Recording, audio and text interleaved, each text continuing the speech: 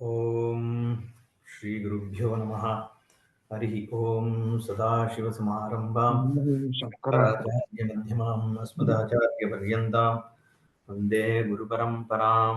श्रुतिस्मृतिपुराणानाम् आलयं करुणालयं नमामि भगवत्पादं शङ्करं लोकशङ्करं। शङ्करं शङ्कराचार्यं केशवं बादरायणं सूत्रभाष्यकृतौ वन्दे भगवन्तौ पुनः पुनः। ईश्वरो गुरुरात्मेति मूर्तिभेदविभागिने व्योमवद्व्याप्तदेहाय दक्षिणामूर्तये नमः। उकारस्वन्धकारो वै ऋकारस्तन्निवर्तकः अन्धकारनिरोधित्वात् गुरुरित्यविधीयते। ॐ सहनाववतु सहनौ भुनक्तु सह वीर्यङ्करवावहै तेजस्विनावधीतमस्तु मा विद्विषावहैः। ॐ शान्तिः शान्तिः शान्तिः। ॐ पार्थाय प्रतिबोधितां भगवता नारायणेन स्वयं व्यासेन ग्रथितां पुराणमुनिना मध्ये महाभारतम् अद्वैतामृतवर्षिणीं भगवतीम् अष्टादशाध्यायिनीम् अम्ब त्वामनुसन्दधामि भगवद्गीते भवद्वेषिणीं। नमोऽस्तु ते व्यासविशालबुद्धे पुल्लारविन्दाय तवत्रनेत्र येन त्वया भारततैलपूर्णः प्रज्वालितो ज्ञानमयप्रदीपः प्रपन्नपारिजाताय तोत्रवेत्रैकपाणये ज्ञानमुद्राय कृष्णाय गीतामृतदुहे नमः। सर्वोपनिषदो गावः दुग्धा गोपालनन्दनः पार्थो वत्सः सुधीर्भोक्ता दुग्धं गीतामृतं महत्। वसुदेवसुतं देवं कंसचाणूरमर्दनं देवकी परमानन्दं कृष्णं वन्दे जगद्गुरुम्। ॐ श्रीभगवानुवाच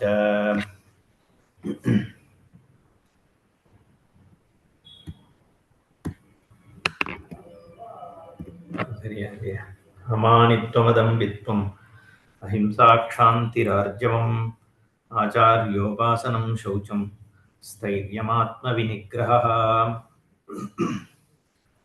क्षेत्रज्ञः वक्ष्यमाणविशेषणः यस्य सः प्रभावस्य क्षेत्रज्ञस्य परिज्ञानात् अमृतत्वं भवति तं ज्ञेयं यत्तत् प्रवक्ष्यामि इत्यादिना सविशेषणं स्वयमेव वक्ष्यति भगवान्। நம்ம இந்த அத்தியாய ஆரம்பத்துல பகவான் கிட்ட அர்ஜுனன் பிரகிருதிம் புருஷன் செய்வ க்ஷேத்திரம் க்ஷேத்ரஜ்ஞேவச்ச அதே மாதிரி ஞானம் ஞேயம் ச கேசவ இதை பற்றியெல்லாம் சொல்லணும்னு கேட்டான்னு ஒரு ஸ்லோகம் இருக்கிறதாக நம்ம ஆரம்பித்தோம். ஆனாலும் அந்த மாதிரி ஒரு ஸ்லோகமானது பகவத்பாதாளுடைய காலத்தில் அவர் அட்லீஸ்ட் அவர்கிட்ட இருந்த ஓலைச்சுவடியில் இருக்கலை அப்படிங்கிறது தெரியறது. ஏன்னா பாஷ்யம் அதுக்கு பண்ணப்படலை. அதே மாதிரி இந்த ஸ்லோகத்தை பொறுத்த வரைக்கும் பகவான் அது அமானித்துவம் அதம்பித்துவம் அஹிம்சா க்ஷாந்திரார்ஜவம்னு ஆரம்பிக்கிறார். குணங்களை சொல்லி ஏத ஞானம் இது புரோக்தம் அஜ்ஞானம் எதத்தோன்யதா அப்படின்னு இதை முடிக்கிறார். அதுக்கு பாஷ்யம் பண்ணும் பொழுது ஆச்சாரியால் இங்க எப்படி பாஷ்யம் பண்றாருன்னா, ஞேயம் எது தத்து பிரவக்ஷியாமி இத்தியாதினா இந்த ஸ்வரூபத்தை பற்றிய ஞானம் எப்படிப்பட்டதுன்றத ஸ்வயமேவ வக்ஷதி பகவான் சவிசேஷனம் அப்படின்னு பகவான் ஸ்வயமாக இதை பத்தி ஞேயத்தை பத்தி பேசுறார் அப்படின்னு இங்க பாஷ்யத்துல சொல்றார்.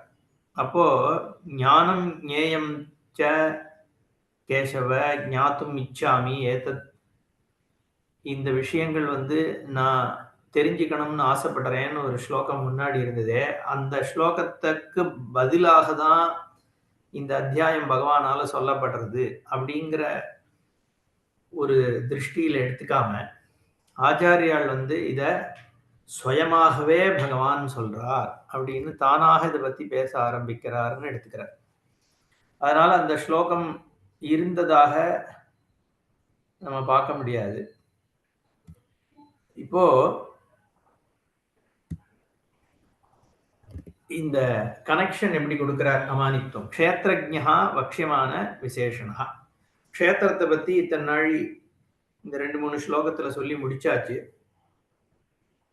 இப்போ க்ஷேத்ரஜ்ஞனை பத்திய விஷயத்தை சொல்ல வேண்டியிருக்கு.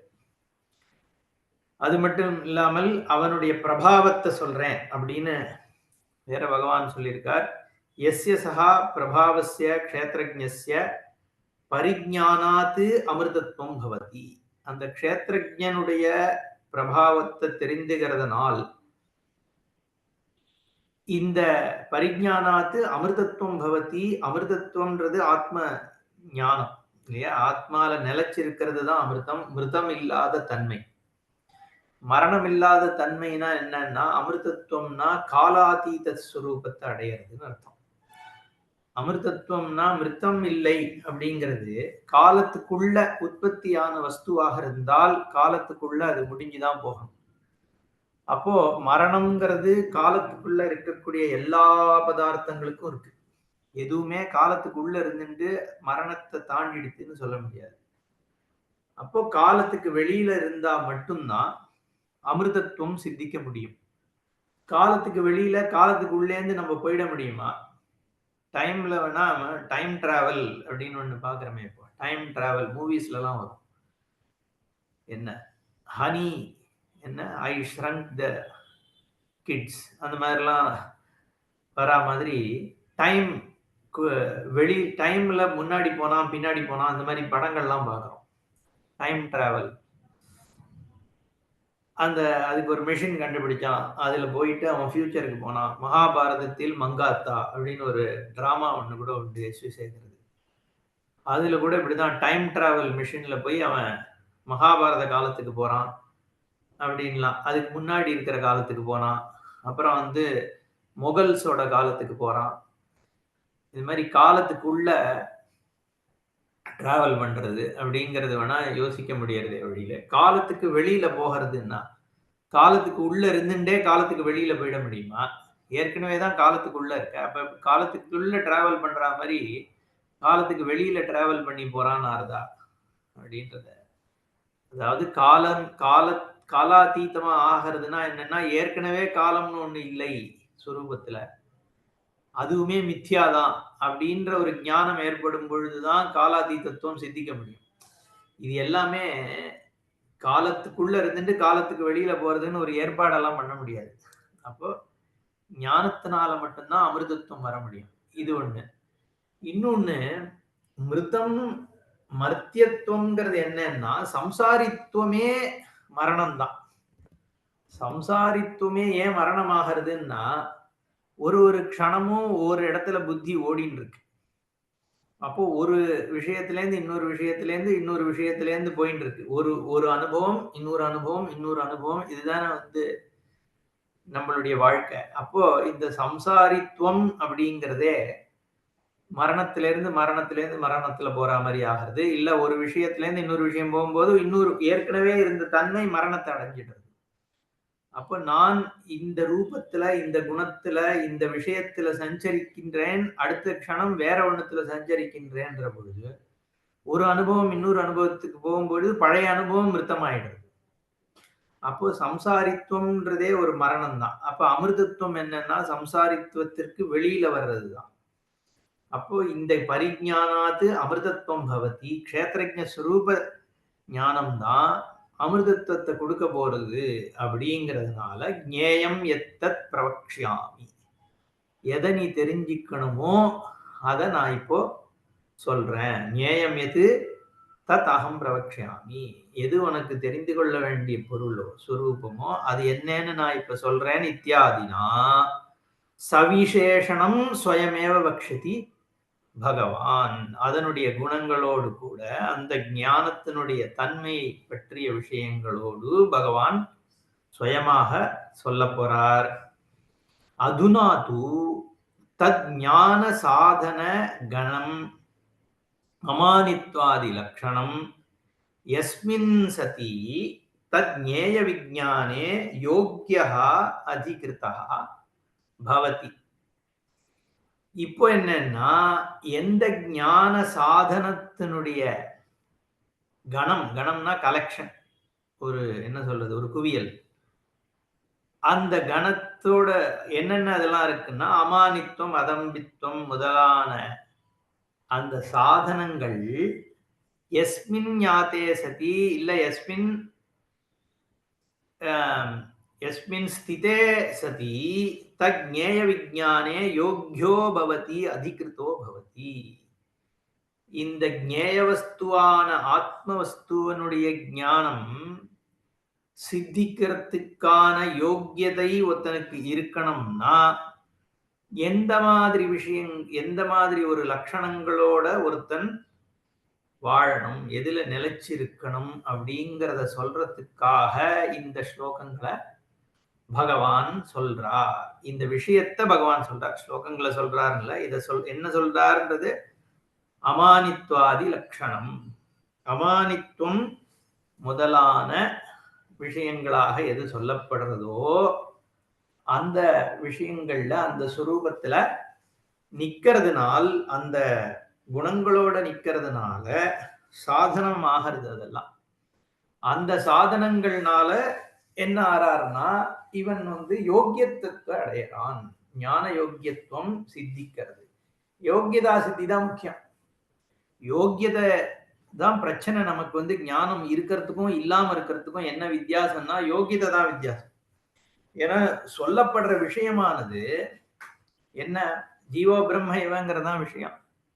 அப்போ அந்த ஞானமானது ஓரளவுக்கு பிரமாண பிரவிற்த்தி இருக்கே, பிரமாணம் எப்படி அன்ஃபோல்ட் ஆகிறது, நமக்கு எப்படி ஞானம் சொல்லப்படுறது அப்படிங்கிறது ஓரளவுக்கு அதுவும் ஒரு காரணம். போதம் பண்ணக்கூடிய ஆச்சாரியனும் சரி, ஏன்னா போதிக்கப்படுற விஷயமானது உபனிஷத்துகள்ல பிரச்சனை கிடையாது. அது எத்தனையோ பேருக்கு ஒர்க் பண்ணிருக்கு, ஈஸ்வரனால கொடுக்கப்பட்டது.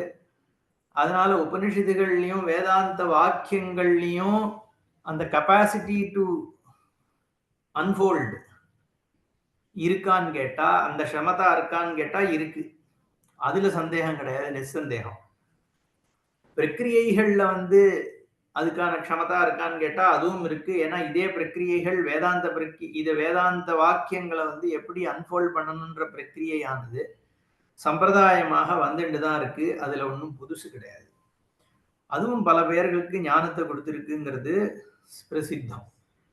அப்போ மீதி என்ன இருக்க முடியும்னா, யாரு அத எந்த ஆச்சாரியன் அத நமக்கு உபதேசம் பண்றானோ அவன் சரியாக அந்த வேதாந்த வாக்கியங்களை கையாள்றாரா, அவர் கையாள்றாரா சரியாக அப்படிங்கிறதுல வேணா ஒரு அங்க பிரதிபந்தம் இருந்ததுனால், சரியாக ஹேண்டில் பண்ண தெரியலை அப்படிங்கிற பொழுது ஞானம் சித்திக்காம இருக்கலாம்.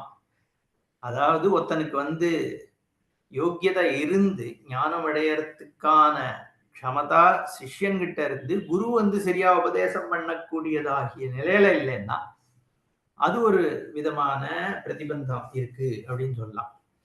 அப்படி இல்லாமல் சரியாக தான் குரு உபதேசம் பண்றாருன்னதுக்கு அப்புறம் எங்க வருது பிரதிபந்தம்னா, இந்த ப்ரிப்பேர்னஸ் ஆஃப் ஸ்டூடெண்ட் தான். தகுதியானது இந்த ஸ்ரோதாக்கு இருக்கா அப்படிங்கிறதுல தான் வித்தியாசப்படுறது. அதனால இந்த குணங்களை ரொம்ப முக்கியமாக இதையே ஞானம் அப்படின்னு இங்க பகவான் சொல்றார். ஞான சாதன கணம் அமானித்வாதி லட்சணம் எஸ்மின் ஸ்திதே சதி தத் ஞேய விஜானே யோக்யா அதிகிருதா பவதி. அந்த விஞ்ஞானத்தை தெரிஞ்சுக்கிறதுக்கான யோக்கியத்தை சித்திக்கிறது. அதனால இது ரொம்ப முக்கியம். இது 95% இதுதான், இந்த யோக்கியதையை சம்பாதிச்சு கொள்றது தான். அப்படிங்கிறதுனால எத் பரஹா சந்நியாசி ஞான நிஷ்டா உச்சியதே. இங்க பாஷ்யக்காரர் இத சந்நியாசியனுடைய குணமாக தான் எடுத்துக்கிறார்.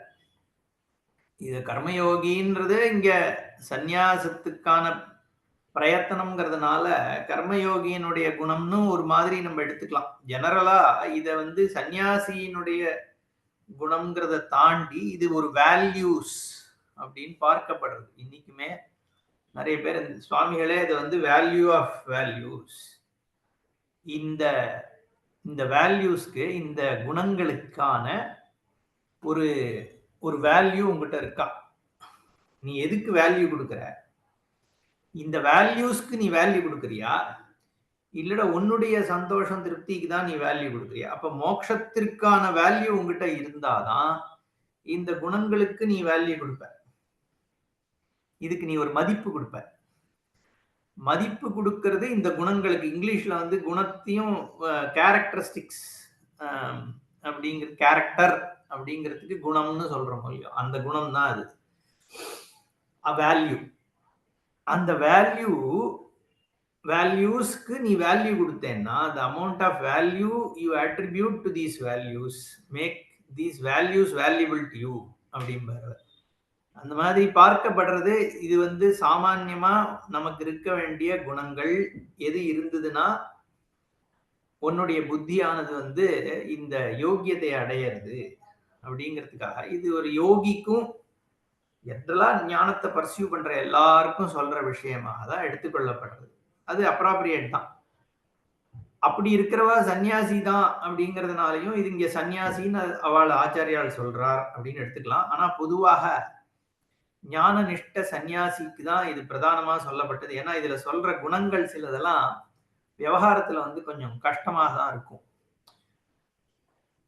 சாந்தி அப்படிங்கிற ஒரு குணம் என்ன சொல்லப்படுறதுன்னா, யாரு என்ன பண்ணாலும் பர அபராத பிராப்தோ அவிக்கிரிய அப்படின்னு சொல்றது. என்னதான் நீ வந்து துன்பப்படுத்தப்பட்டாலும் அதை சகிச்சுண்டு போகிறது, அதுக்கு பிரதிக்கிரியையே பண்ணாம இருக்கிறது அப்படிங்கிறது சன்னியாச குணம் தான்.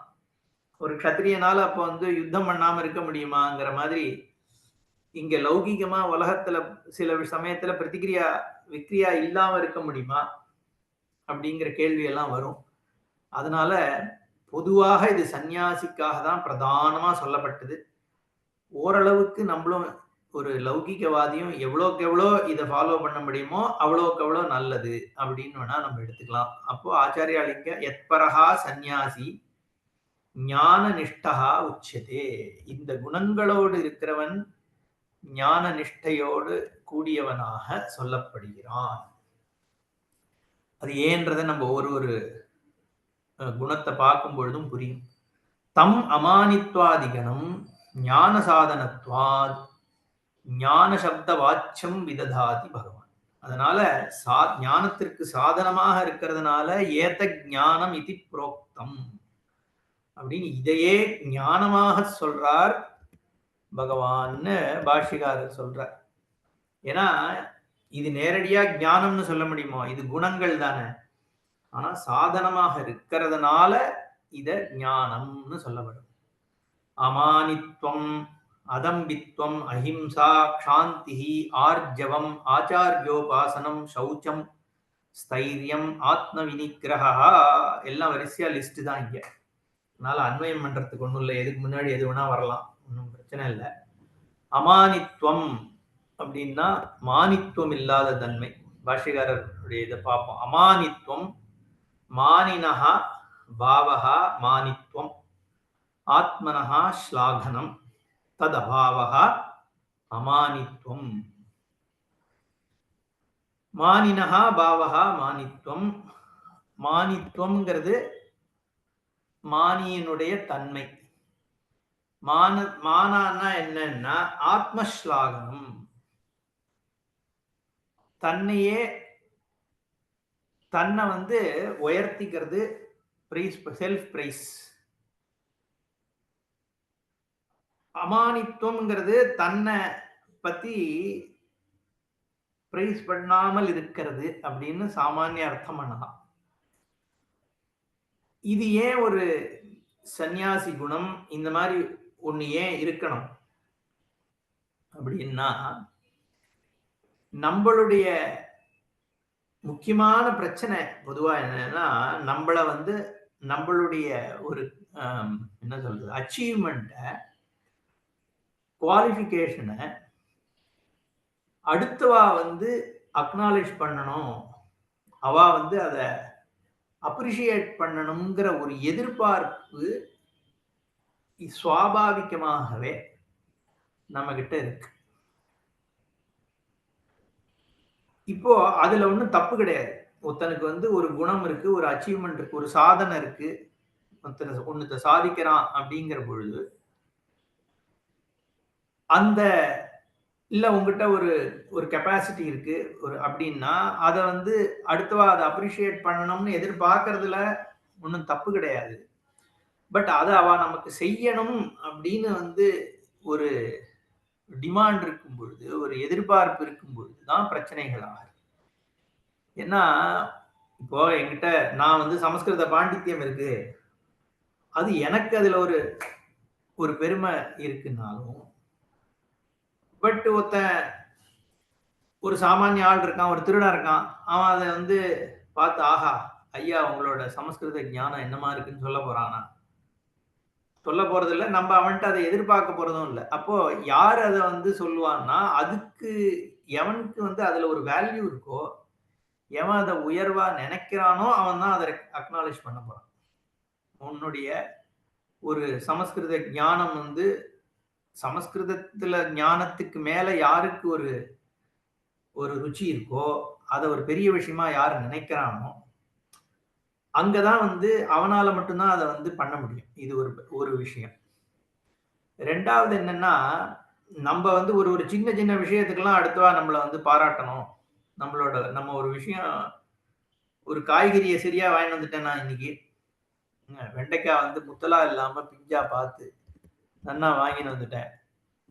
அப்படின்னா, உடனே வந்து அத ஆத்துக்கு வந்த உடனே மாமி வந்து அத பார்த்து பாராட்டணும், எதிர்பார்க்கிறோம். மாமி என்ன பண்றான்னா, அவ பண்ணியிருக்கிற போட்டிருக்கிற காஃபி பிரமாதமா இருக்குன்னு ரெகக்னைஸ் பண்ணணும்னு அவ எதிர்பார்த்துட்டு இருக்கா. இப்ப என்னன்னா, எனக்கு வந்து என் அக்னாலெட்ஜ்மென்ட் முக்கியமா இருக்கு. அவாளுக்கு அவ அக்னாலெட்ஜ்மென்ட் முக்கியமா இருக்கு. என்ன இதுவே ஒரு பிரச்சனை. நம்ம எப்பவுமே அடுத்தவா நம்மளுடைய கான்ட்ரிபியூஷன்ஸ நம்மளோட ஒரு ஒரு காரியத்தையும் ரெகக்னைஸ் பண்ணணும்ன்ற எதிர்பார்ப்பு, டிமாண்ட் இருந்துட்டே இருக்கு. மத்தவாளுக்கும் அவாளுது நம்ம வந்து பண்ணணும் அப்படிங்கிற ஒரு டிமாண்ட் இருக்கு. இதுவே ஒரு பிரச்சனையா இருக்கு. என்ன நிஜமாகவே நான் ஒன்னத்த அச்சீவ் பண்ணியிருக்கேன் அப்படின்னா, அது எனக்கு நான் அத ரெகக்னைஸ் பண்ணாலே போருமே. அப்ப ஏன் வந்து அடுத்தவாளோட ரெகக்னிஷன எதிர்பார்க்கிறேன்னா, ஏன்னா என்னுடைய செல்ஃப் இமேஜ்லயே எனக்கு பிரச்சனை. நான் நிஜமாவே அக்கம்ப்ளிஷ் பண்ணதாக நான் பார்க்கல. ஆனா அக்கம்ப்ளிஷ் பண்ணதாக பார்க்கணும்னா, அடுத்தவா என்ன அக்கம்ப்ளிஷரா பார்த்தா தான், நான் என்ன அக்கம்ப்ளிஷரா பார்க்க முடியறதுங்கிற நிலைமை இருக்கு. அதுக்கு பல காரணங்கள் இருக்கு. என்ன பொதுவா என்னன்னா, நம்மளோட சிஸ்டம்ல குழந்தையிலேருந்தே அந்த ஒரு அடுத்தவா நம்மள ரெகக்னைஸ் பண்றதும், கிரிட்டிசைஸ் பண்றதும் இயல்பாகவே இருந்துட்டு இருக்கு. கிரிட்டிசிசத்த பார்த்து பார்த்தே வளர்றது ஒரு குழந்தை. வாத்தியார் பண்ற கிரிட்டிசிசம், பேரண்ட்ஸ் பண்ற கிரிட்டிசிசம் என்ன? இதெல்லாம் என்னன்னா, அந்த ரேங்க் அந்த காலத்துல இந்த ரேங்க்ன்னு ஒரு பிரச்சனை உண்டு. ஸ்கூல்ல வந்து 50 பேர் இருப்பா, 70 பேர் இருப்பா. சில ஸ்கூல்ல 100 பேர், 110 பேர் எங்க கிளாஸ்ல உண்டு. இதுல என்னன்னா, ஃபர்ஸ்ட் ரேங்க் வாங்கணும்னு ஆத்துல எதிர்பார்ப்பு இருக்கும். 110 பேரும் ஃபர்ஸ்ட் ரேங்கா வாங்க முடியும். என்ன? எப்படியும் 109 பேர் ஃபர்ஸ்ட் ரேங்க் வாங்க போறதில்ல. நம்ப 3/4 பேரு 109ல தான் இருக்கோம். இப்ப என்னன்னா, நீ வந்து போன தடவ 5வது ரேங்க் வாங்கின, இந்த தடவ 8வது ரேங்க் தான் வாங்கியிருக்க. நீ வந்து வர வர மாமியார் கழுத போலாமாலாம். உனக்கு வந்து நீ பின்னாடி போயிட்ட. இதெல்லாம் என்ன? கிரிட்டிசிசம் தானே? அப்போ நம்மள வந்து நம்ம பார்க்கிற தன்மையானது குழந்தையில இருந்தே அந்த கம்பேரிட்டிவ் மைண்ட் செட். நான் வந்து ஐ அம் நாட் ஆஸ் குட். நான் வந்து ஒரு ஒரு ஈவன் தோ நான் நினைக்கிறேன் 8வது ரேங்க் வாங்கின போது 112 பேர பின்னாடி வச்சிருக்கேனேன்னா, நான் ஒரு பெரிய விஷயம் சாதிச்சுட்டதா நான் 8வது ரேங்க் வாங்கிட்டேன்னு நினைச்சுன்னு வரும்பொழுது, என்னுடைய பேரண்ட் என்ன பண்றா? உனக்கு முன்னாடி 7 பேர் இருக்கானே அப்படிங்கிறது தான் அவனுக்கு கிரிட்டிசிசம் ஆகுது. அப்போ அந்த ஒரு குழந்தையாக என்ன நான் வந்து என்னுடைய செல்ஃப் இமேஜ் வந்து அங்க ஹர்ட் ஆகுது. நான் என்ன 102 பேரை தாண்டி வந்த ஒரு வீரனா நினைச்சிட்டு இருந்தேன்னா, எனக்கு முன்னாடி 7 பேர் என்ன தோக்கடிச்சுட்டாங்கிறதுல தான் என்ன மத்தவ ஃபோக்கஸ் பண்ணும்பொழுது என்ன ஆகுது? எனக்கு செல்ஃப் இமேஜ் அடிபடுது. அப்போ அடுத்தவா என்ன அக்னாலஜ் பண்ணணும்ன்றது அதுலேருந்தே ஆரம்பிக்கிறது. ஒரு குழந்தையினுடைய ஸ்கூல்ல இருந்து ஆரம்பிச்சு, போக போக என்ன ஆயிடுறது? இந்த ஒரு டிமாண்ட், செல்ஃப் இமேஜ் டிமாண்ட் பெரிய விஷயமா இருக்கு. எப்பவுமே நான் ஒண்ணு அச்சீவ் பண்ணிட்டேன்னா, உடனே அடுத்தவன்ட்ட ஒரு பெருமையா பார்க்கறது. அது நம்ம எல்லாரும் பண்ணக்கூடிய விஷயம் தானே. அது சுவாபாவிகம். இதனால நம்மள கிரிட்டிசைஸ் பண்ணிக்கணுங்கிறதுக்காக நான் சொல்லல. ஒரு விஷயம் ஒரு 2 சமஸ்கிருதத்துல 4 விஷயம் பேசிட்டா, சமஸ்கிருதத்துல பிரீத்தி இருக்கவன் என்ன பண்றான்? உடனே அவ எப்படி பார்க்கிறா அத. இல்லையா? எவ்வளவு அப்ளாஸ் என்ன வருது எனக்கு ஒரு ஒரு ராகம் பாடிட்டேன்னா, உடனே அது எக்ஸ்பெக்டேஷன். அந்த ரெஸ்பெக்ட்ட வந்து நம்ம கமாண்ட் பண்ண அது தானாக நம்மகிட்ட அது இருந்ததுன்னா, அத அக்னாலஜ் பண்றவன் ஒருத்தன் அதற்கு வேல்யூ தெரிஞ்சவன் இருந்தான்னா, தானா அது வரதான் போறது. அது பிரச்சனை இல்ல. இப்போ அது வருதா, வந்தா அத நம்ம அக்னாலஜ் பண்றதும் தப்பு கிடையாது. பட் அது வரணும்ங்கிறதே ஒரு அபேட்சை ஆகும் பொழுது, அதுக்கு என்ன காரணம்னா, செல்ஃப் இமேஜ் தான் பிரச்சனை. என்ன நானே அக்செப்ட் பண்றது இல்ல. அப்போ நம்ம என்ன பார்க்க இதுதான் அமானித்துவம்.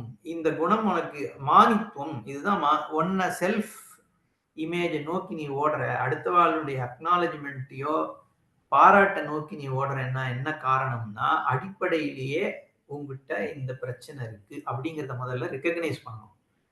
அத வச்சு திருப்பி இன்னொரு கில்ட் ஏற்படணும் இல்ல. அத ரெகக்னைஸ் பண்ணதுக்கு அப்புறம் நம்ம என்ன விசாரம் பண்ணி பார்க்க வேண்டியிருக்குன்னா, நம்ம சொரூபம் வந்து என்னவா இருக்கு?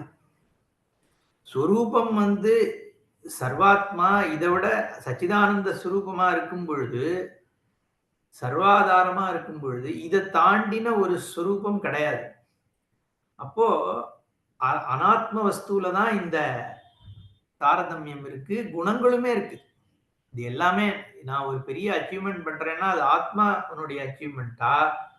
இல்ல அனாத்மாவினுடைய அச்சீவ்மென்ட்டான்னு ஒருத்தன் பார்க்கணும்.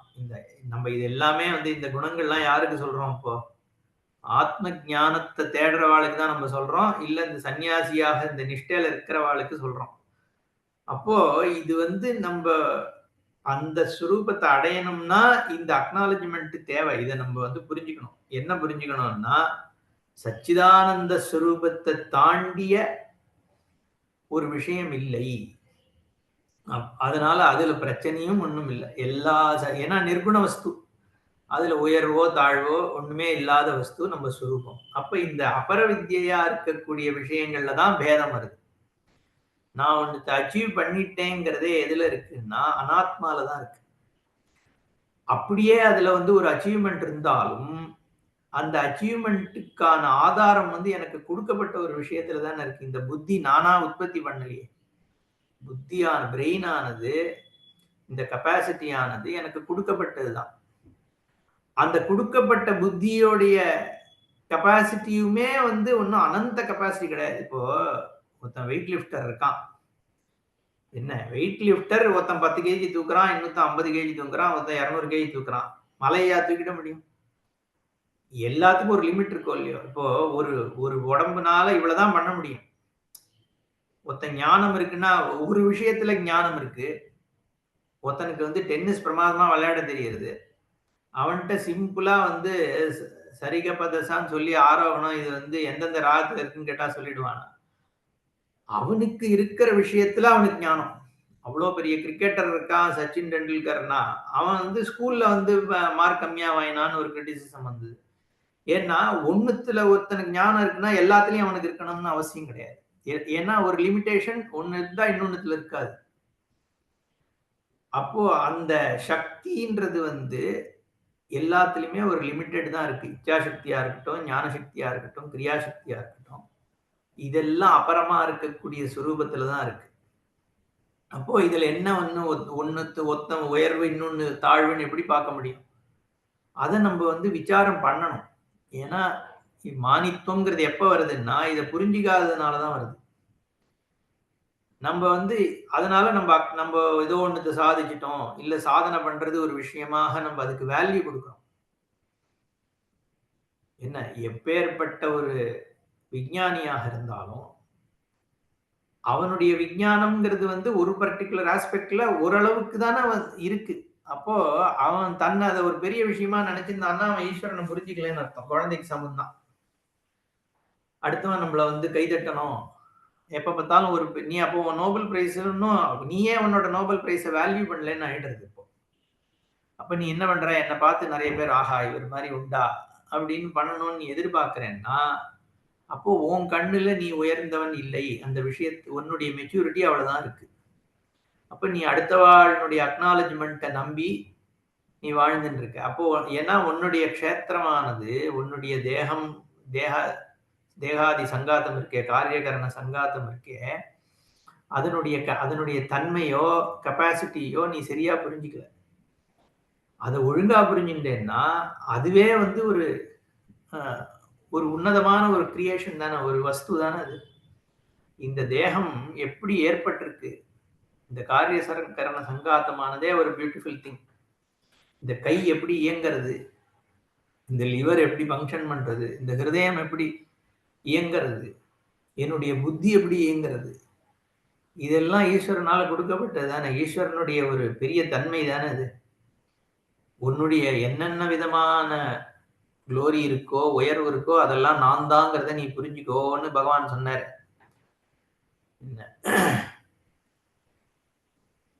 ஏன்னா அதுதான் ஃபேக்ட். எல்லாமே இந்த சப்தவட நியாயம் நான் பல தடவை சொல்லியிருக்கேன். நம்ம 7வது வடை உன் பசியை போக்குறதுன்னா அதுக்கு முன்னாடி நீ 6 வடையை சாப்பிட்டு இருந்தாதான் 7வது வடை உன் பசியை போக்கும். அப்ப என்னன்னா, நீ இந்த ஒரு விஷயத்துல ஒரு ஸ்கில் இருக்குன்னு, ஒரு விஷயத்துல நான் பெரிய மேத்தமேட்டிஷியன் ஆயிருக்கேன் அப்படின்னா அதுக்கு எத்தனை பேர் அதுக்கு பின்னாடி ஒர்க் பண்ணியிருக்கா. மேத்தமேட்டிக்ஸ்ன்ற ஒரு விஷயத்தை டெவலப் பண்ணவா எத்தனை பேர், அதை இந்த ஸ்டேஜுக்கு எடுத்துன்னு வந்திருக்கிறதுக்கு காரணமா இருந்தவா எத்தனை பேர், அதை எப்படி டீச் பண்ணணும்ன்றதுல வந்து அச்சீவ் பண்ணவா எத்தனை பேர். 60 கிலோமீட்டர் நம்ம இந்த ஏர்போர்ட் விட பாதி தூரம். பெங்களூர் ஏர்போர்ட் விட கான்பூர் லக்னோ. அப்போ இதை தாண்டி தான் ஒருத்தரனுடைய ஒரு அச்சீவ்மெண்ட்ன்றது இருக்கு.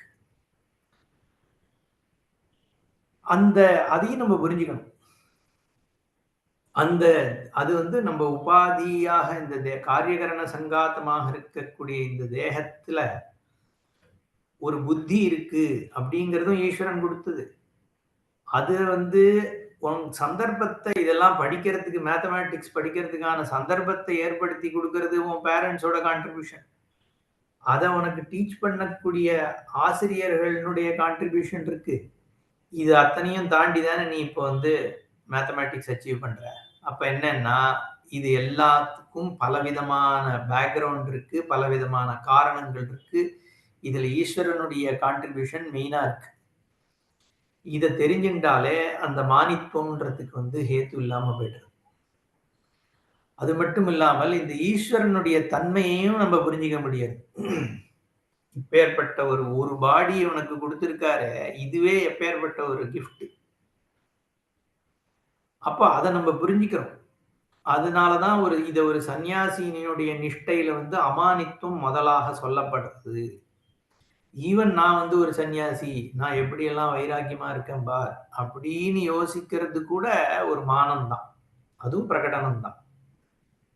என்ன, நான் இப்படி பூஜை பண்றேன், நான் 3 வேளை வந்து சந்தியானம் பண்றேன், நான் நித்யாக்னிஹோத்திரியா இருக்கேன், இது எல்லாம்னா ஒரு தர்மத்துல ஒரு பிரைட் இருந்ததுன்னா அதுவுமே வந்து ஞானத்திற்கான யோக்கியத்தை ஆகாது.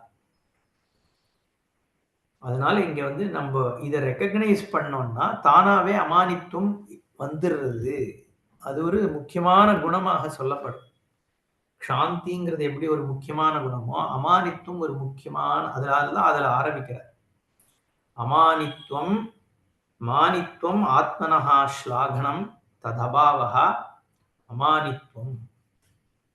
அடுத்தது அதம்பித்வம், ஸ்வதர்ம பிரகடீகரணம் தம்பித்வம் ததபாவஹா அதம்பித்வம். தம்பம் அப்படிங்கிறது தன்னை பிரகடனப்படுத்திக்கிறது, இல்லாத குணங்களை இருக்கிறதாக பிரகடனம் படுத்திக்கிறது. என்ன, அதாவது வந்து ஏற்கனவேவாவது இருக்கிற அச்சீவ்மெண்ட்டை வந்து அடுத்தவா ரெக்கக்னைஸ் பண்ணணும், நம்மள வந்து பாராட்டணும்னு எதிர்பார்க்கறதுன்னு இருந்தது. இது அதை விட ஒரு ஸ்டெப் மோசம். இல்லாத ஒண்ணுத்தை இருக்கிறதாக பிரகடனப்படுத்துறது. அதாவது தான் வந்து பணக்காரனா காமிச்சுக்கணும் அப்படிங்கிறதுக்காக தினம் சில்க் சட்டை, என்ன 5 விரல்லையும் மோதிரம், புலி நகம் எல்லாத்தையும் போட்டுன்னு போறான்னா, ஏன்னா அவனுக்கு உள்ள வந்து தாங்கிட்ட அவ்வளவு இல்ல.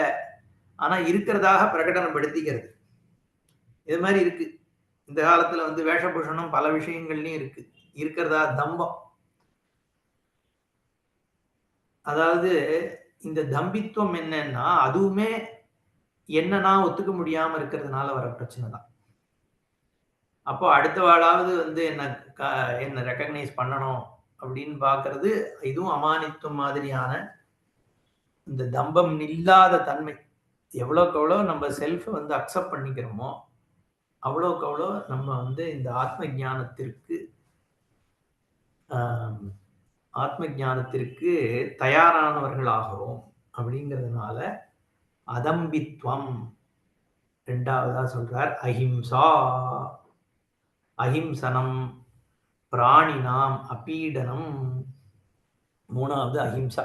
இந்த ஹிம்சை இல்லாத தன்மை இதுல அடுத்தது விட்டா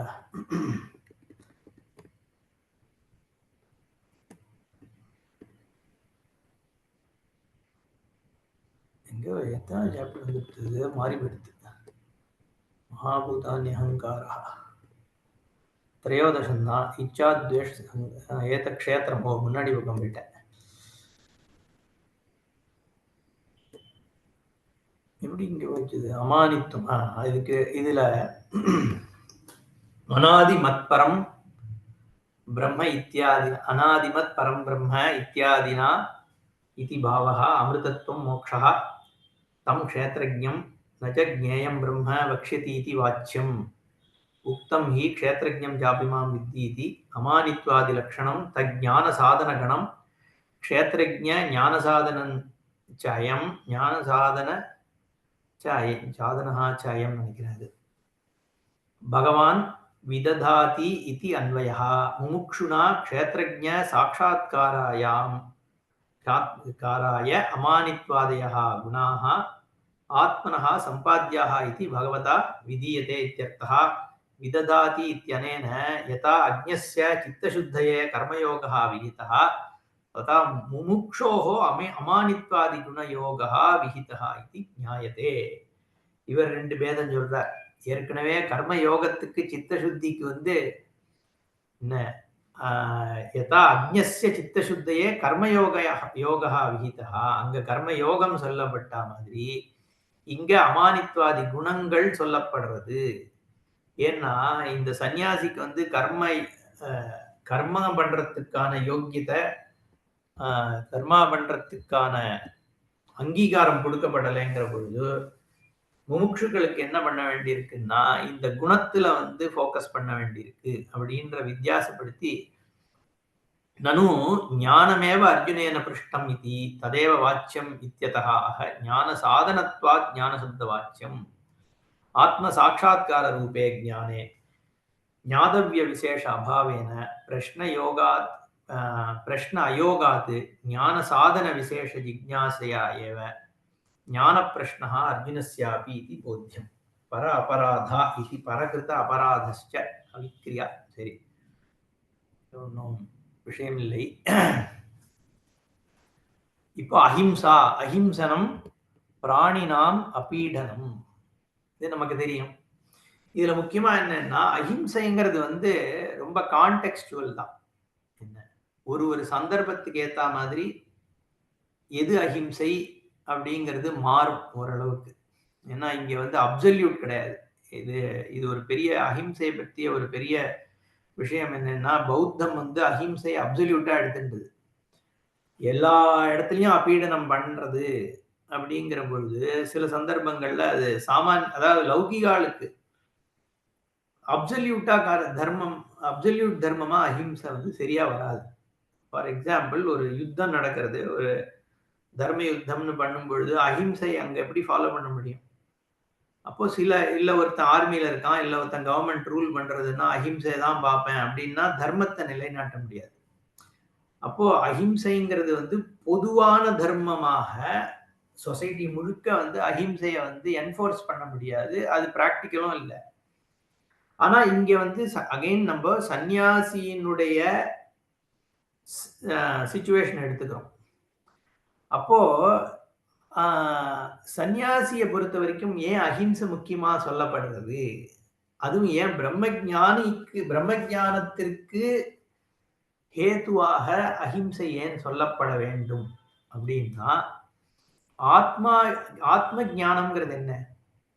சர்வமும் பிரம்மந்தான், எல்லாமாகவும் தன்னை தவிர வேற சொரூபமே இல்லை அப்படிங்கிற ஒரு ஞானத்தை அடையிறது தான் லட்சியம். அதுதான் பிரம்ம ஞானம். அப்போ அந்த ஞானத்தை ஒரு புத்தி அடையணும்னா அந்த புத்தியானது ஏற்கனவே அப்படிப்பட்ட ஒரு விஷாலமான ஒரு தன்மையை ஏற்றுக்கொள்ளக்கூடிய நிலைமைக்கு வரணும். அப்போ ஒரு சென்சிட்டிவிட்டி வந்தாதான் அடுத்த எல்லா ஜீவராசிகளினுடைய துக்கத்தையும் பார்த்து கஷ்டப்படக்கூடிய ஒரு தன்மை, எல்லாம் தான் அப்படிங்கிற பொழுது எல்லாத்தினுடைய துக்கமும் தன்னுடைய துக்கமாக தானே இருக்கும். அப்போ அந்த ஒரு எம்பதி, அதனாலதான் வாடிய பயிரை கண்ட போதெல்லாம் வாடினேன்னார் வள்ளலார். அந்த ஒரு பாவம் அவருக்கு இருந்தது. எந்த ஒரு செடி வந்து வாடித்துனா கூட அதனுடைய துக்கம் இவரை கஷ்டப்படுத்துற ஒரு தன்மையை அவர் அடைஞ்சார். அப்போ அந்த பரந்த ஒரு விஷால தன்மை வரணும்னா எல்லாத்தினுடைய துக்கமும் நமக்கு துக்கமாக தெரியணும். அது ஆனா மனுஷனுக்கு சுவாபாவிகமாவே இருக்கிறது தான். அதான் சுவாமிகள் ஒரு எக்ஸாம்பிள் எப்பவுமே சொல்லுவார். 2 பேர் டென்னிஸ் விளையாடுறான், ஃபைனல்ஸ் நடக்கிறது, Wimbledon finals, US open finals தான். அதுல ஜெயிச்சவன் என்ன பண்ணுவான், ஜெயிச்ச உடனே வந்து ராக்கெட்டை தூக்கி போட்டு ஆன்னு குதிச்சு ஒரே ஆன்னு கத்துவான். ஒரே சந்தோஷத்தை அப்படியே எல்லாரையும் பார்த்து அவனுடைய ரிலேட்டிவ்ஸை பார்த்து கையாட்டுவான், க்ரௌடை பார்த்து ஆட்டுவான், எல்லாம் பண்ணுவான். பண்ணிட்டு அப்படியே சந்தோஷமா கடகடன்னு வந்து அந்த ஒரு ஃபார்மாலிட்டிக்காக வந்து அந்த நெட்டு கிட்ட வந்து அவனுக்கு எதிர்க்க ஆடினவனுக்கு கை கொடுத்துட்டு போகணும். அது ஒரு ஃபார்மாலிட்டி. ஆனா அந்த கை கொடுக்க வந்த உடனே அவ்வளோ சந்தோஷமா இருந்த அவனுடைய மூஞ்சி என்ன ஆகும், அந்த லூஸ் பண்ணவனை பார்த்த உடனே அவனுடைய கண்ணே மாறிவிடும். அது நம்ம ஒவ்வொருத்தரையும் பார்க்கலாம். அதை அப்போ அந்த சந்தோஷம் எங்க போச்சுன்னா, எதிர்க்க இருந்தவன் தோத்ததை பார்த்த உடனே அவனுடைய துக்கம் இவனுக்கு புரியாது இல்லையா? ஏன் இவன் பல தடவை தோத்திருப்பான்ல, அப்போ இவனுக்கு வந்து தோற்பதனுடைய துக்கம் என்னங்கிறது புரியுது. அப்போ அடுத்தவன் அந்த நிலையில இருக்கான்றதும் இவனுக்கு புரியாது. அப்போ அந்த பெயின் இருக்கே, தோத்த பெயின் வந்து இவனுக்கு அந்த க்ஷணத்துல தொட்டுன்றது. அதனாலதான் இவனால வந்து அப்ப செலிப்ரேட் பண்ண முடியல. ஏன்னா அது மனுஷனுடைய ஒரு சுவாபாவிக தன்மை. அடுத்தவாளுடைய துக்கத்தை பார்த்து தான் துக்கப்படுறதுங்கிறது இயற்கையாவே இருக்கு. அது சொல்லுவார் சுவாமிகள். அப்போ அந்த ஒரு இதை வந்து நம்ம ஏன் அப்போ ஓவர் கம் பண்றோம்? எதனால ஒருத்தன் வந்து அப்படியும் தப்பு பண்றான் அடுத்தவனை பார்த்துன்னா, அப்போ அதையும் தாண்டின ஒரு பெயினோ ஒரு ப்ரெஷரோ அவனுக்கு இருக்கிறதுனாலதான் இன்னொரு லைஃப் துக்கப்படுறதையும் பார்த்துட்டும் ஒருத்தன் தப்ப பண்றான், அதை அடிக்கிறான், அதெல்லாம் பண்றான். அப்ப அது வந்து அவனை ஓவர் கம் பண்ணிடுது. பட் சுவாபாவிகமா ஒருத்தனுடைய ரியாக்ஷன் வந்து அடுத்தவனை பார்த்து அவனுடைய துக்கத்தை பார்க்கக்கூடிய அது இயல்பான ஒரு தன்மை. அதுதான் வந்து அதனால்தான் அன்புதான் சிவம்னு சொல்றதுக்கு காரணம் அதான். சுவாபாவிகமாக உன்னுடைய எமோஷன் இருக்கு. ஏன்னா சர்வாத்மான்றது உண்மைதானே, அதுதானே சத்தியம். அது சத்தியமாக இருக்கிறதுனால எல்லாத்தையும் எல்லாத்தோட துக்கமும் எந்த விஷயத்தினுடைய துக்கமும் உனக்கு சுவாபாவிகமா பொறுத்துக்க முடியாது. அதனாலதான் வந்து அதனால அந்த அளவுக்கு வந்து எந்த அளவுக்கு நம்ம வந்து அந்த அஹிம்சைய நம்ம வாழ்க்கையில கொண்டு வரமோ அந்த அளவுக்கு சென்சிட்டிவிட்டி வருதுன்னு அர்த்தம். அந்த அளவுக்கு புத்தி விஷாலப்படுறது. அதனாலதான் நம்மளோட பிரார்த்தனையே லோகா சமஸ்தா சுகினோ பவந்துன்னு சொல்றோம். லோகா சமஸ்தா சுகினோ பவந்துன்னு அது ஏன் பிரார்த்தனைன்னா, உன்னுடைய புத்தி வந்து அந்த பிரார்த்தனை பண்றதுனால விஷாலம் அடையாது. மற்றவா நன்னா இருக்கணும்ன்றதும் ரைட்டு, அது வந்து ஒரு முக்கியமான பலன். ஏன்னா எல்லாருக்கும் சேர்த்து பிரார்த்தனை பண்ணிக்கிறதுங்கிறது உன்னுடைய கடமைங்கிறதுனால நீ பண்ற. அதே சமயத்துல அந்த பாவம் வந்ததுன்னா என்ன ஆகும்னா, எல்லாத்தையும் என்னுடையதாக நானாக பார்க்கிற தன்மை விஷாலப்படுறது உன் புத்தி. அப்போ பிரம்ம ஞானத்திற்கான ஒரு யோக்கியத்தைய நீ அடையற அப்படிங்கிறது தான் அந்த தாத்பரியம். அதனாலதான் வந்து இந்த ஒரு அஹிம்சைய வந்து ஒரு குணமாக சன்னியாசிகள் கொடுக்கப்படுறது. இன்ஃபேக்ட் சன்னியாசிகளினுடைய ஒரு பிரதிஜையே என்னன்னா, எல்லா மிருகங்கள் எல்லா விதமான ஜீவராசிக்கும் அபயம் கொடுக்கிறேன், அபயம் சர்வபூதானாம் அப்படின்னு. நான் வந்து எதுக்கும் காம்படிட்டர் இல்லை, இந்த உலகத்துல எதுக்கும் எதோடையும் நான் கம்பீட் பண்ணல, எல்லாத்துக்கும் அபயமாக நான் இருப்பேங்கிறது ஒரு ஒரு சன்னியாசியின் வந்து பண்ணக்கூடிய ஒரு பிரதிஜை. அந்த இன்ஃபேக்ட் சாதுர்மாசியத்துக்கு வெளியில போகாம நடக்காம இருக்கிறது காரணம் கீழே வரக்கூடிய ஜீவராசிகளை மிதிச்சிடப்படாது அப்படிங்கிறதுனால. ஏன்னா மழை காலம் ஆரம்பத்துல இந்த பூச்சிகள்லாம் வெளில வருது, அப்ப அதை நான் கம்பீட் பண்ற மாதிரி ஆயிடும், அதை போய் நான் மிதிக்கிறேங்கிறது. நிறைய பேர் அதனாலதான் பழங்களையோ காய்களையோ மரத்துல இருந்து பிரிச்சு சாப்பிடக்கூடாது, ஒண்ணு கீழே விழுந்ததை சாப்பிடுறது, இல்லைன்னா இந்த இலை சருகெல்லாம் சாப்பிட்டுன்னு வாழ்ந்தவாள்லாம் இருந்தா. ஏன்னா அஹிம்சா. பிராணினாம் அப்பீடனம். அடுத்தது க்ஷாந்தி. பர அபராத பிராப்தௌ அவிக்ரியா.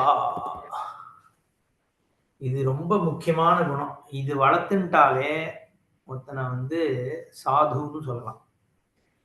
க்ஷாந்தி என்னன்னா, ஒருத்தன் வந்து அதர்மமாக ஒண்ணு பண்ணி நம்மளை துன்பப்படுத்தும் பொழுது கூட அதுக்கு பிரதி காரியம் பண்ணாம இருக்குது. அந்த மாதிரி பண்றது பேரு விக்ரியைன்னு பேரு. ஏன்னா நம்மளோட அடிப்படை இம்பல்ஸே ரிட்டாலியேட் பண்றதா தான் இருக்கும். ஒருத்தன் தப்பு பண்ணிட்டான்னா உடனே நமக்கு கோபம் வருதோ இல்லையோ, அது ஒரு சாதாரண இம்பல்சிவ் ரியாக்ஷன். ஏன்னா நம்மளோட கண்ணோட்டத்துல அவன் தப்பு அப்படிங்கிறது ஒண்ணு, இல்லை நிஜமாவே அவன் அதர்மம் பண்றான் அப்படிங்கிறதுனாலையும் கூட. ஒரே நிமிஷம்.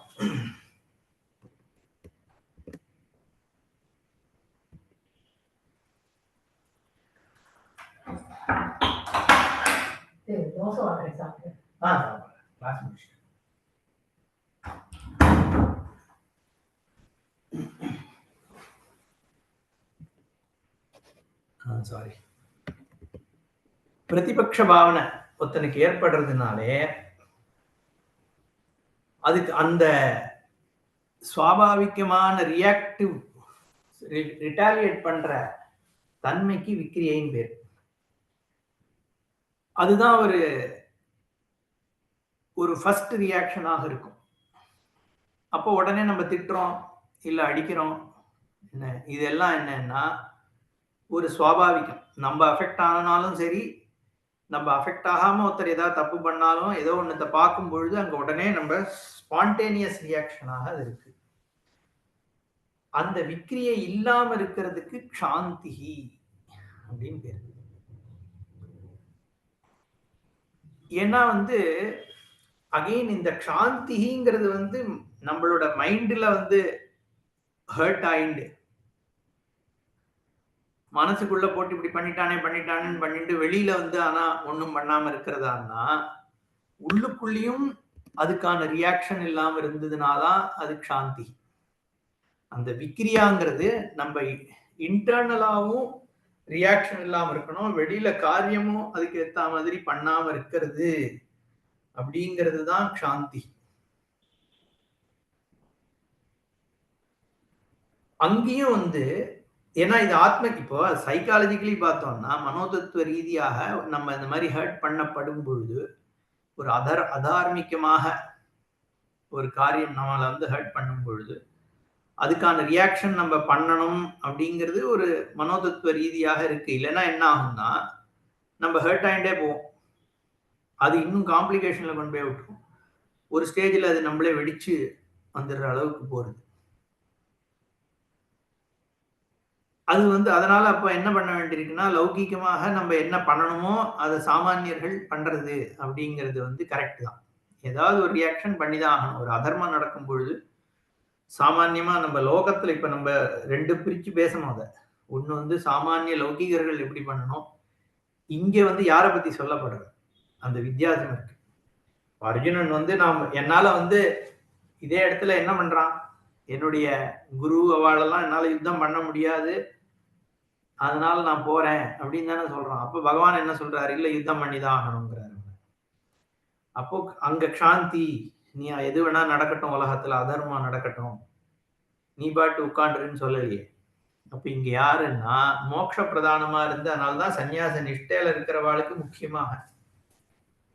அங்கேயுமே அர்ஜுனன் ரியாக்டிவா பண்ணாம தர்மத்துக்காக நீ பண்ணுன்னு தான் பகவான் சொல்றார் இல்லையா? அதனால அங்கேயும் நீ உடனே இந்த விக்ரியா பாவம் இருக்கணும்னு சொல்ல வரல.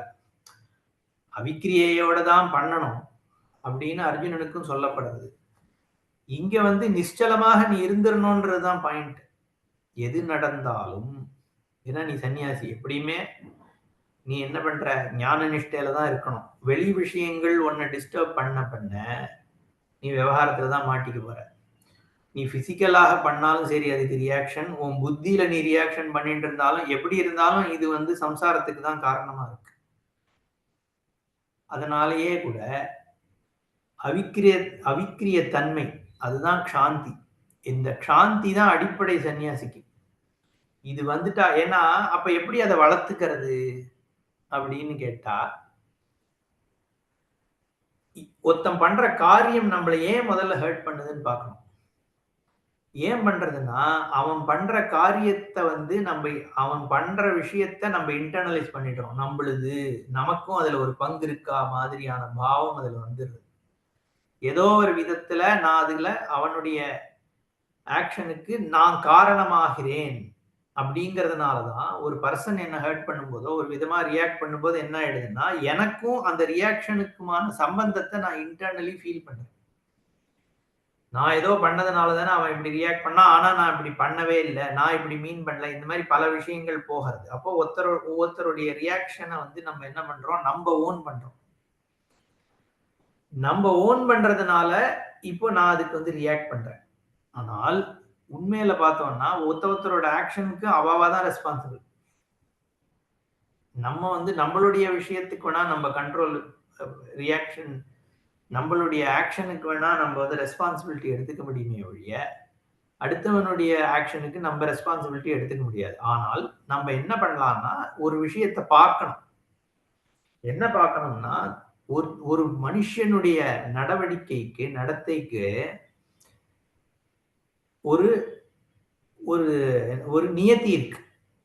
இப்படி இருந்து இப்படி வளர்ற ஒருத்தன் இப்படிதான் இருப்பான் அப்படின்னு ஒரு நியதி இருக்கு. அதனாலதானே மனோதத்துவம்ன்ற ஒரு சயின்ஸே இருக்கு இல்லையோ. மனோதத்துவம்ன்ற ஒரு விஞ்ஞானம் ஏன் இருக்குன்னா, ஏன்னா ஒரு லா இருக்கு, ஒரு நியதி இருக்கிறதுனால இருக்கு. ஒரு குழந்தை இப்படி வளர்ந்ததுன்னா அது இந்த மாதிரி வரும். இந்த மாதிரி வளர்ந்த ஒரு குழந்தை இந்த மாதிரி சோசியல் செட்டப்ல இருக்கக்கூடிய ஒரு ஒரு வளர்ந்த ஒரு மனிதன் இப்படி பிஹேவ் பண்ணுவான். இந்த மாதிரி சிச்சுவேஷன்ஸ்ல இந்த மாதிரி பேக்ரவுண்ட் இருக்கிறவன் இந்த மாதிரி ஒரு இம்பீட்டஸ் வந்ததுன்னா இப்படிதான் ரெஸ்பாண்ட் பண்ணுவான் அப்படிங்கிறதுல ஒரு நியதி இருக்கு. அதை ஸ்டடி பண்ற எத்தனையோ டாக்டர்ஸ், இப்போ சைக்காலஜிஸ்ட், சைக்கியாட்ரிஸ்ட் எல்லாம் இருக்கா. அப்ப என்னன்னா எல்லாத்துக்கும் ஒரு லா இருக்கு, ஒரு நியதி இருக்கு, அதுபடி சிச்சுவேஷன் இருந்துட்டு இருக்கு. அதை நம்ம ரெக்கக்னைஸ் பண்ணும் பொழுதே ஒரு பர்சனுடைய பிஹேவியர் நம்ம அண்டர்ஸ்டாண்ட் பண்ணிக்க முடியும். எல்லாத்தையும் நம்ம ஒத்துக்கணும்ன்ற அவசியம் இல்லை, நம்ம சகிச்சுக்கணுன்ற அவசியமும் இல்லை. நம்ம லைன் டிரா பண்ணிக்கிறதுன்றது வேற விஷயம். பட் நம்ம புத்திய அது எவ்வளவு தூரம் அஃபெக்ட் பண்றது அப்படிங்கிறது தான் முக்கியம். என்னதான் இருந்தாலும் நம்மளை சுத்தி கோடானு கோடி பேர் இருக்கா, அதுல நம்மளோட இன்டராக்ட் பண்றதுல டென்ஸ் ஆர் ஹண்ட்ரட்ஸ் பீப்புள் இருக்க போறாங்க. அப்போ ஒருத்தரும் ஒரு கான்டெக்ட்ல வரா, அவர்களுடைய பேக்ரவுண்ட் வேறையா இருக்கு, அவர்களுடைய வளர்ந்த விதம் வேறையா இருக்கு, அவர்களுடைய புத்தி ரியாக்ட் பண்ற விதம் வேறையா இருக்கு, இருக்குதான் இருக்கும். நம்ம எல்லார பத்தியும் கவலைப்படவும் போறதில்ல. ஒருத்தர் ரொம்ப க்ளோஸா இருக்கிறவாளுடைய ஆக்ஷன் நம்மள ரொம்ப அஃபெக்ட் பண்ணுது. கொஞ்சம் தள்ளி இருக்கவாழ்து இது தள்ளியா அஃபெக்ட் பண்றது. இது எல்லாம் உண்மைதான். ஆனாலும் எல்லாமே ஒரு நியதிப்படி அவாவாளுடைய சிச்சுவேஷன்ல ரியாக்ட் பண்றா. அந்த விஷயம் வந்து நம்மள எந்த அளவுக்கு டிஸ்டர்ப் பண்றது அப்படிங்கிறது தான் நம்மளுடைய ஆன்மீக வளர்ச்சிக்கு எந்த அளவுக்கு அது வந்து ஹிண்ட்ரன்ஸா இருக்குங்கிறத டிட்டர்மைன் பண்ணும். அப்போ நம்ம இங்க வந்து அவாளுடைய ஆக்ஷன்ஸ வந்து நம்ம கண்ட்ரோல் பண்ணவே முடியாது. யாரோடதையுமே முடியாது. இன்ஃபேக்ட் நம்மளோடதையே நம்மளால கண்ட்ரோல் பண்ண முடியல. அப்புறம் தானே அடுத்த வாழ்த்த போய் கண்ட்ரோல் பண்றது. அப்ப என்னன்னா நம்ம இது வந்து ஒரு நியதி இருக்கு.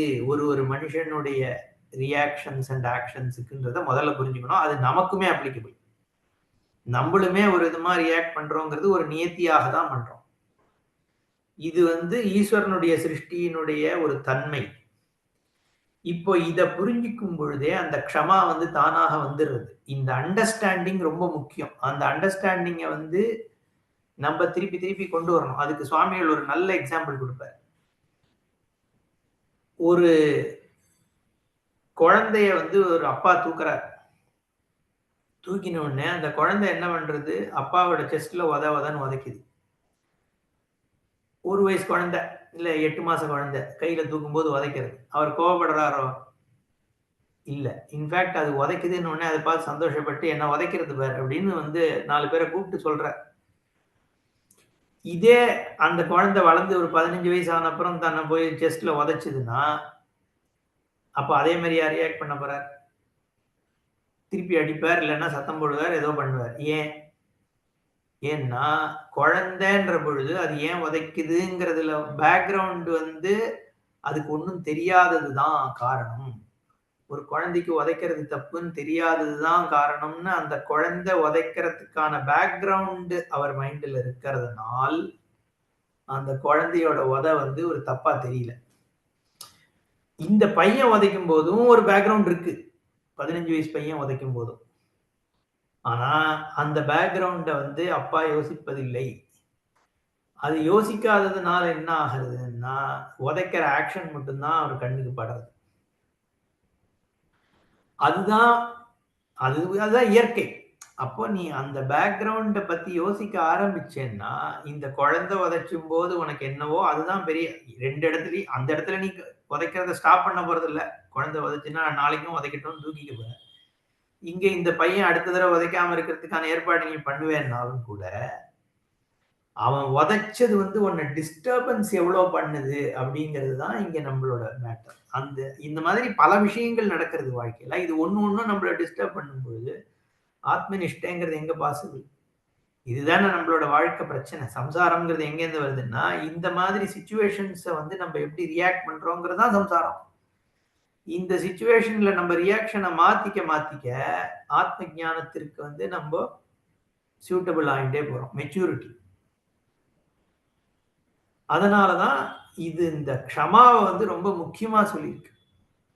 இன்னொரு எக்ஸாம்பிள் அதுவும் சுவாமிஜி கொடுக்கறது என்னன்னா ஒரு டாக்டர் ஒருத்தனை ட்ரீட் பண்றாருன்னா அவன் நல்லவனா கெட்டவனா அவன் இப்படி அதை எதையுமே பாக்குறது இல்லை. எதை பாக்குறாருன்னா பிரச்சனை என்னங்கிறதான் பாக்குறது இல்லையா? என்ன ப்ராப்ளம் அதை சால்வ் பண்ணும் அப்படிங்கறதான் பாக்குறாரு ஒழிய நல்லவனா கெட்டவனான்றது இல்லை. இப்போ ஒருத்தன் பயங்கர ஜுரம் வந்து ஒரு டெலீரியம் வந்து அவன் டாக்டரை கத்தினா கூட அவன் ஏன் கத்துறான்? டெலீரியத்துல இருக்கிறதுனால கத்துறான். அதனால அதை வந்து விட்டுட்டு அவர் என்ன பண்றாரு? பிரச்சனையை எப்படி அவனுடைய ஹெல்த் எப்படி சரி பண்றது அப்படின்னு தானே பாக்குறாரு. எத்தனையோ விதமான பேஷண்ட்ஸ் நம்ம பார்க்குறோம். நமக்கு தெரிஞ்சவாளே ஒருத்தர் வந்து ஒரு சிச்சுவேஷன் வரும்பொழுது எப்படி ஒரு ஹெல்த் ப்ராப்ளம் இருக்கும் பொழுது ஒரு டெலிரியம் இருக்கும் பொழுதோ இல்லை ஆக்சிஜன் பிரெயினுக்கு போகிறது கம்மியாயிட்டாலோ அவள் டாக்டர் ஹாஸ்பிட்டலில் பிஹேவ் பண்ணுறது ரொம்ப ஸ்ட்ரேஞ்சாக இருக்கு. ஆனாலும் அந்த டாக்டர் வந்து அதனால ஹர்ட் ஆறாரா? டாக்டரையே பிடிச்சி திட்டுவான். ஆனால் ஆறுதல் ஏன்? பேக்ரவுண்ட் தெரியறதுனால. பேக்ரவுண்ட் தெரிஞ்சாலே அந்த பேக்ரவுண்டை ரெக்கக்னைஸ் பண்ணாலே க்ஷமா வந்துடுறது. அந்த க்ஷமாவை டெவலப் பண்ண லௌகீகமாகவும் நமக்கு நல்லது. முக்கியமா சாதகர்களாக இருக்கிறவர்கள் ஆத்ம ஞானத்தை தேடுறவன் சாதுவாக ஆறதுக்கு மெயின் நீடு க்ஷமாதான். எவ்வளவுக்கு எவ்வளவு க்ஷமா இருக்கோ அவ்வளவுக்கு அவ்வளவு சன்னியாசி. அது நம்ம ஆனா அதுக்காக நம்மள வந்து உலகம் எல்லாரும் ஏறி மிதிச்சு போகிறதுக்கு விடணும்னு அவசியம் கிடையாது. நம்ம ரிங் ஃபென்ஸ் பண்ணிக்கிறத பாட்டு பண்ணிக்க வேண்டியதான். லைன் டிரா பண்றது பண்ணிக்க வேண்டியதான். ஆனா புத்தியில க்ஷமா வளர்த்துக்கணும். அதான் முக்கியம். அந்த க்ஷமா வளர்த்துட்டோம்னா ஆத்ம ஞானம் வந்து சாதாரணமா சித்திக்காது. அதனாலதான் பகவானுடைய இந்த சொல்ற ஒண்ணுமே சைக்கலாஜிக்கலி ரொம்ப ரொம்ப ரொம்ப இம்பார்ட்டன்ட். இதுதான் வேல்யூ ஆஃப் வேல்யூஸ்ன்னு இந்த பகவத்கீதையை பொறுத்த வரைக்கும் முக்கியமாக பார்க்கப்பட வேண்டிய ஒரு போர்ஷன். இந்த இந்த குணங்களை வந்து சுவாமிகள் எஸ்பெஷலி ரொம்ப உயர்வா வந்து சொல்லுவார். இது ஒண்ணு இதை பத்தி மணிக்கணக்கா பேசுவார் அவர். இந்த நான் பேசுறதெல்லாம் நான் அவர் சொன்னதை வச்சுதானே சொல்றேன். பட் அவர் வந்து இந்த சைக்காலஜிக்கல் அப்ரோச்சில் இதை ஒண்ணுமே முக்கியமான குணங்களாக எடுத்துட்டு அவர் சொல்லுவார். அதனால ரொம்ப முக்கியமான போர்ஷன். மேல பார்ப்போம். ஓம் பூர்ணமதః பூர்ணமிதம் பூர்ணாத் பூர்ணமுதச்யதே பூர்ணஸ்ய பூர்ணமாதாய பூர்ணமேவாவசிஷ்யதே. ஓம் சாந்தி சாந்தி சாந்தி. ஹரி ஓம் ஸ்ரீ குருभ्यो நமः. ஹரி ஓம். கேட்கலாமா? கேளுங்கள. இப்பதான் கும்பம் போயிட்டு வந்தேன் முந்தானத்து. கும்பத்துல எனக்கு இந்த கொஞ்ச நாளுக்கு முன்னாடி துவாரகால இருக்கும்போது யாரோ தெரியாத சன்னியாசி எங்கூட வந்து பேசிட்டு தமிழ்ல பேசிட்டு கமண்டலத்துல வச்சுட்டு அப்ப நான் இந்த பிரதிபிம்பம்னு கேட்டிருக்கேன். க்ஷேத்திரங்கள நான் சொன்னேன், நம்ம க்ஷேத்திரத்துல வந்து நிறைய பிரதிபிம்பம் ஆத்மாவில் இருக்கு அப்படின்னு சொல்லிட்டு அவர் இறங்கும் போது எனக்கு சொன்னேன், நீ சொன்ன பிரதிபிம்பம் அது பிரதிபிம்பம் கிடையாது, அதுதான் உண்மை. ரெண்டாவது, க்ஷேத்திரம்ங்கிறது பல பேரு, அந்த க்ஷேத்திரஜம் ஒன்னே ஒண்ணுதான், அது எல்லார்கிட்டையும் ஒண்ணுதான் இருக்கு. க்ஷேத்திரஜம் ஒண்ணுதான், க்ஷேத்திரம் நிறைய இருக்கு அப்படின்னு என்கிட்ட சொன்னதான் ஞாபகம். அந்த க்ஷேத்திரம் இந்த சர்வ வியாபி, அது சச்சிதானந்த ரூபம், ஞானம் அது. ஆனா அந்த க்ஷேத்திரம் வேற வேறையா இருக்கு அப்படின்னு சொன்னதா ஞாபகம். அப்படியா க்ஷேத்திரங்கிறது? ஆமா ஆமா. ஏன்னா சர்வ க்ஷேத்ரேஷு க்ஷேத்ரஜம் சாபிமாம் வித்தின்னு பகவான் சொல்றார். அதனால க்ஷேத்திரம் நானாவாக இருக்கு அப்படிங்கிறது முதல் லெவல். அதாவது நம்ம சாங்கியத்திலேயே பிரகிருதி புருஷன்னு அவ என்ன சொல்றான்னா, பிரகிருதி ஒண்ணு இருக்கு, புருஷன் பலவா இருக்குன்னு சொல்றா. இங்க வந்து பகவான் அதுக்கு நேர் ஆப்போசிட்டா சொல்றார். சர்வ க்ஷேத்ரேஷு க்ஷேத்ரஜம் அகம் வித்தி அப்படின்னு சொல்றார். இந்த சர்வ க்ஷேத்திரம்ங்கிறது பலவிதமான க்ஷேத்திரமாக, பல க்ஷேத்திரம் வந்து உபாதி பேதத்தினாலதான் பல அப்படின்னு சொல்ல வேண்டியிருக்கு. ஏன்னா இந்த பின்னாடி முதல்ல சர்வக்ஷேத்திரேஷுன்னு சொன்னாலும் கூட இந்த க்ஷேத்திரம் என்ன அப்படின்னு சொல்ற இடத்துல அஷ்டதா பின்னா பிரகிருத்தியை இப்போ நம்ம 2-3 கிளாஸ் முன்னாடி பார்த்தோம். அந்த ரெக்கார்டிங் கேளுங்க. அந்த ஒரு பகவானுடைய பிரகிருத்தியை பத்தி சொல்லும் பொழுது இந்த மகத்து அகங்காரம், இந்த பஞ்சபூதம் என்ன மகாபூதானி பஞ்ச, அப்புறம் வந்து இந்த அகங்காரம் புத்தி அவ்யக்தமேவச்ச அகங்கார இத்தியம்மே பின்னா பிரகிருதி அஷ்டதான்னு இங்க இங்கேயும் 8 விதமான பிரகிருத்திய சொல்றார் பகவான். 8 வித, அதான் அஷ்டதா பின்னா பிரகிருத்தியாக இருக்கிறது என்னுடைய அபரஸ்வரூபம், அபர பிரகிருதி, அதுதான் க்ஷேத்திரம் அப்படின்னு சொல்லும் பொழுது இந்த பஞ்சபூதங்களும் பஞ்சபூதத்தினுடைய காரியங்கள் எல்லாமே என்னுடைய ஸ்வரூபம் தான் சொல்லிட்டேன். அப்ப இங்க நம்ம க்ஷேத்திரம்னு சொல்லக்கூடிய இந்த தேகாதி சங்காத்தம் இருக்கே, தேகம், நம்ம ஒரு பாடி இதெல்லாம் இருக்கு இல்லையா, அதுதானே க்ஷேத்திரம் சொல்றாரு. இதம் சரீரம் கௌந்தேய.